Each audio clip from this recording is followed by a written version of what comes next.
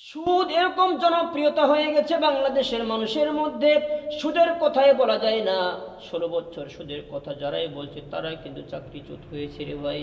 এই 16 বছরের মধ্যে কোনো ইমাম সুদের বয়ান করতে গিয়ে তার ইমামের রিজিকের মধ্যে আঘাত হয়ে গেছে, ঠিক না?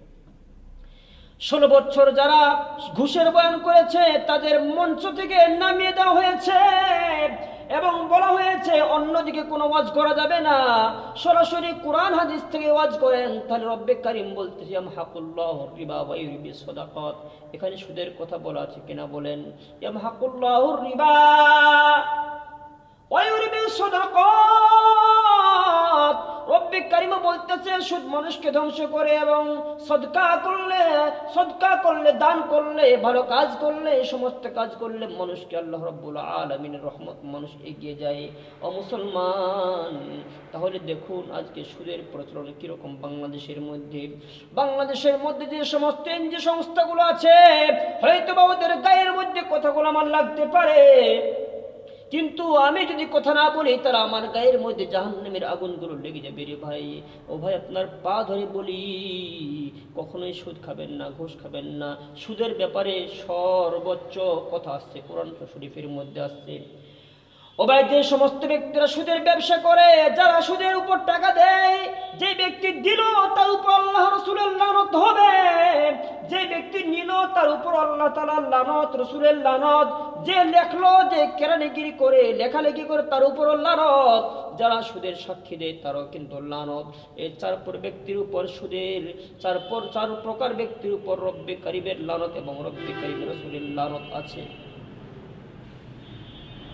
ঠাকুরগাঁও জেলার মধ্যে আমি একটা ঘটনা বলি, আমি কোনো থানার নাম বলবো না। আমি একবার দাওয়াত খাইতে গিয়েছিলাম ঠাকুরগাঁও জেলার মধ্যে ঘটনা। যে বাড়িতে দাওয়াত ছিল সেই বাড়ির একজন মুরব্বী বলল, হুজুর, এই যে পাশের বাড়ির কয়েকদিন আগে একজন লোক মারা গেছে, এই লোকটা বড়ই সুদ করেছিল হুজুর, কিন্তু আশ্চর্য একটা ঘটনা ঘটছে হুজুর। কি ঘটনা? তখন বলতেছে, হুজুর, এই লোকটা সুদের উপর ব্যবসা করত, সুদের টাকার উপর ব্যবসা করত।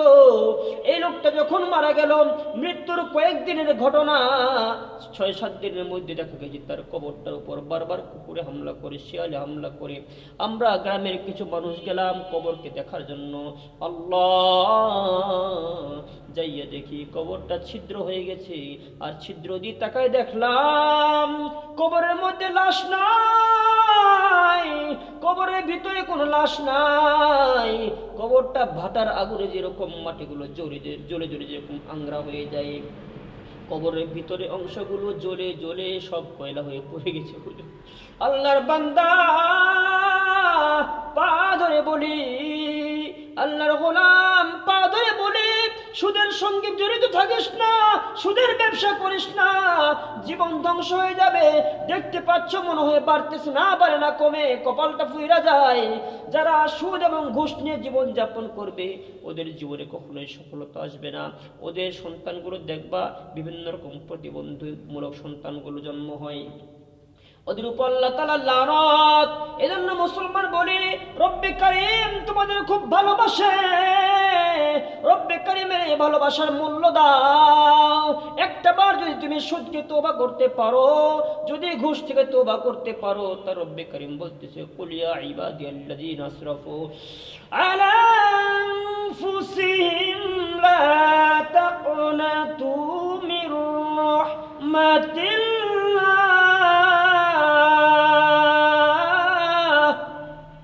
রব্বে কারীম বলতেছে, লা তাকনাতু মির রাহমাতিল্লাহ, আমার রহমতের দরজা কখনোই বন্ধ হয় না।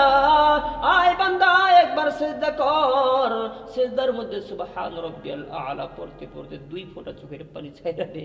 আমি রব্বে কারীম কিরকম রহমান, আমি কিরকম রহমান, কিরকম রহিম, একবার সিজদা কইরাই দেখ না, সুবহার মতো আমি রব্বে কারীম তোমার জীবনের গুনাহগুলো মাফ করিয়া দিব।